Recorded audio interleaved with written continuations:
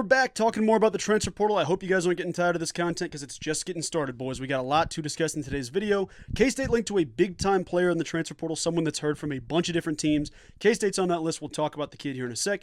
Quick reminder and thank you. Hit the subscribe button. We appreciate it. I don't know why I always say we. It's just me. It's just your boy here cooking in a closet. That's all I'm doing right now.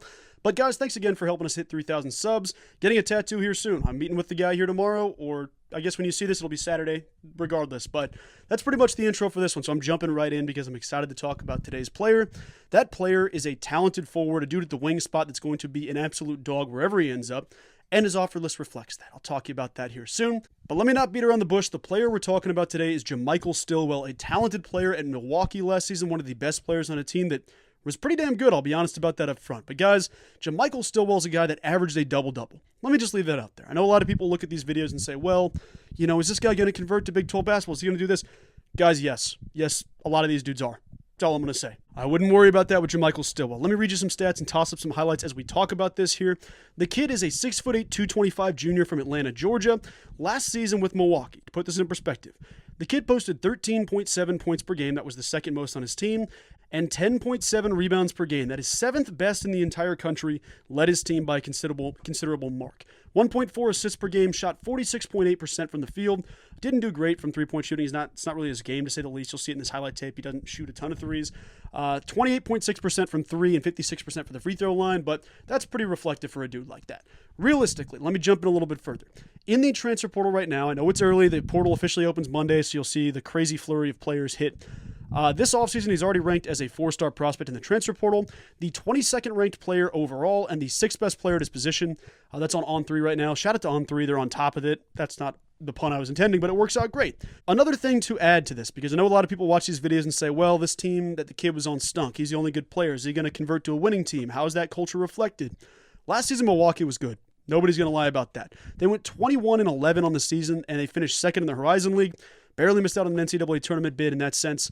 But let me jump in and tell you everybody that's heard from the kid, because he is a ridiculous athlete, and you'll see that in the clips. The teams that have reached out to the kid, it's exhausting, so prepare for this mouthful, folks. Butler, BYU, Cincinnati, Colorado, Dayton, DePaul, Florida State, George Washington, Georgia, Georgia Tech, Illinois, Iowa State, Kansas State, LMU, Mississippi State, Ole Miss, Oklahoma, Oklahoma State, New Mexico, Penn State, Pitt, Seton Hall, Texas A&M, Texas Tech, UCF, VCU, Wichita State, Wisconsin. Big breath after that one. That was a lot to talk about. I'm not going to lie about that. So obviously you understand the kid is worth it. The kid's worth it for anybody that can get this kid.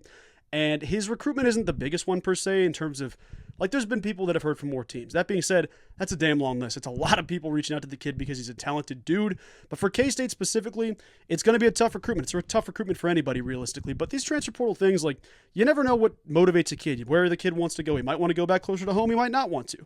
So you don't really know which way this is going to go. That being said, for K-State, this makes perfect sense. The way I look at it is this.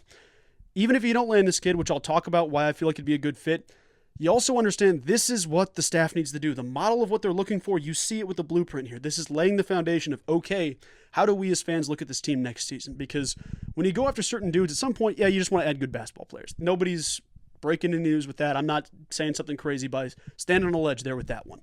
You need to add good players. For Kansas State, I've said it in past videos, you're going to need to add 4 starters. The other 4 starters can't just be talented players. They can't just be big names. They have to be good fits for your team around a guy like Doug McDaniels. So for Stillwell, he's a good player and one that I think Kansas State would be interested in because they're going to need some help at the wing. I know everybody says that guards win big games. You need guards to win in the Big 12. Realistically, when you look at our roster, folks, we've had guards. You need guys on the wing that are going to establish their presence. You need an NBA player. You need an all-conference type dude there that can help relieve some of that pressure on the wings, on the guards for Kansas State. You look back at the past couple of teams, Keontae was damn good. One of the best players in the country, if not the best player in the country at his position. He was an elite wing. Nobody could beat Keontae Johnson. Since then, you've had a couple guys that have been hit or miss. Obviously, you had Arthur Kaluma, and I don't want to disrespect Art too much, but you can't compare him to Keontae. And I'm not saying we need to find Keontae in this transfer portal because you're just not. You're just not going to find Keontae Johnson, especially coming off of an NCAA tournament run, unless you look at lower levels and you find a guy that's just ready for that next step up and he hits the ground running. That being said, you need to find someone to help because this past season, who was the best wing on the roster? Don't point at David Gasson. Don't point at Coleman Hawkins. Those guys aren't wings. Those are forwards. I know that the roster says they're written up as wings. Those dudes aren't playing on the wing.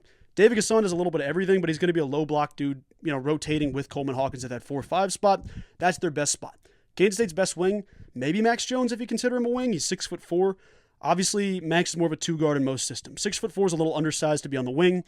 I don't know who else you'd say, really. There's not a ton of dudes on the wing that really showed me much. So when you look at all this, for Kansas State to be successful next year, you don't need 5 NBA players on the court at all times. You don't need 4, you don't need 3, you don't need all this stuff. You need good fits that are going to work their freaking tails off on the glass and work in defense and transition. He's one of the best players in the country at that aspect of his game, and that's big because K-State thrives in transition. Super quick break. If you're watching this video and you're not subscribed, 63% of the people watching this video right now are currently not subscribed to the YouTube channel, and feel free absolutely to ignore this and skip this, whatever the case is. But those of you that are watching right now and are unsubscribed, be sure and consider hitting that subscribe button if you love Kansas State, if you appreciate the channel. It's a great way to support me as I continue to grow on this journey, and it's also incredible to bring more K-State fans in like yourself on a consistent basis to see more of my K-State content. Once again, if you're in that 63% or if you're in the alternative in the 37%, I love and appreciate you. Back to the Cats. Obviously, our offense hasn't been great. They've left a lot to be desired. How do you fix a slow offense besides just like, okay, hire someone new, hire this dude to figure out the offense? You go and you push it in transition. You try to not let the defense get set. You go capitalize on guys running back slowly, this and that and this. When you get transition guys that are looking to score in transition, you're going to find some easy buckets, and that opens everything up. Now, for Jamichael Stillwell, he's one that's too big, too fast, too strong to try to bracket the dude, because the way I've looked at it when you watch his tape, like, he kind of reminds me of how you have to tackle Derrick Henry. Let me explain that. If you're not a football fan, and I don't know what to tell you, I'll kind of explain it, but Derrick Henry's tough to stop. He's like, a truck playing running back. He's just huge, he's fast, he's physical. You saw Cam Scatterbo, different situation, but the same conversation of like, okay, don't let this kid pick up speed or you're not going to tackle him. I say that to say this on the basketball court. Jamichael Stillwell is one you could try to sag off because he doesn't stretch the court, or he doesn't space the court in terms of like shooting threes at a high clip.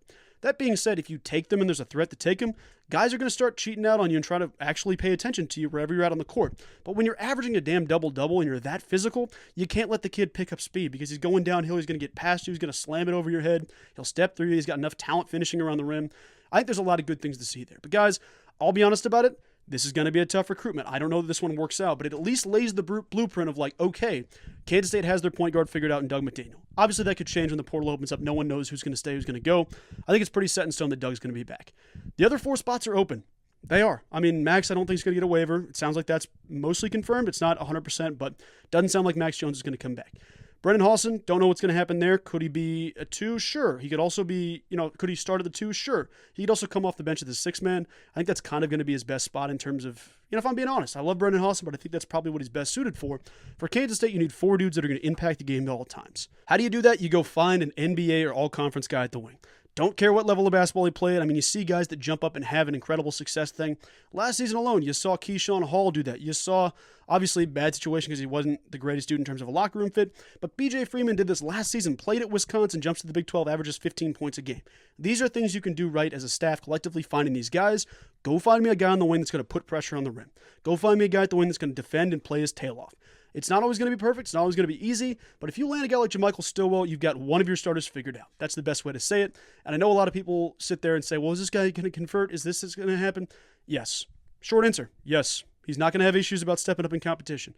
A lot of those guys knock the situation of getting up to speed off in the first couple weeks, or at least the first couple games in the non-con.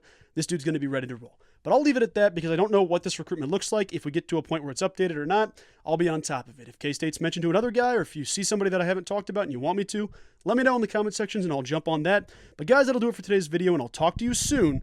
Go Cats!